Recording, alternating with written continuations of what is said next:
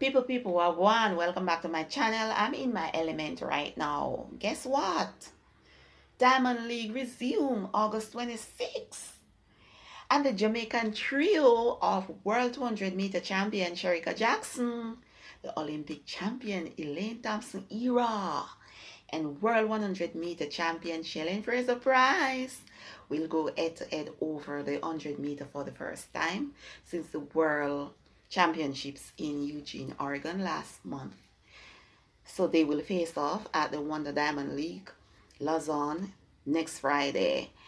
And Shericka Jackson, Elaine, and Shellyann still need points to qualify for the Wonder Diamond League final in Zurich on September 7th and 8th. So I am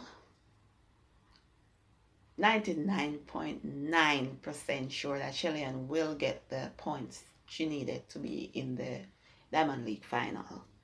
Shericka as well. Elaine, I'm not sure. She missed a few Diamond League, but I'm not sure. I am just hoping that all three will be in the final because, listen, I love a good race, as I mentioned before.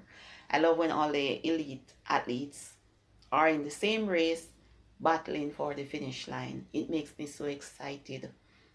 Makes the race very exciting as well. I don't love a boring race, you understand? So hopefully all three will be in the final in Zurich on September 7th and 8th. And also I'm really looking forward, before the final, I'm looking forward to the Diamond League in Lausanne. All three will battle in the 100-meter. Okay, so that will be pretty excited as well.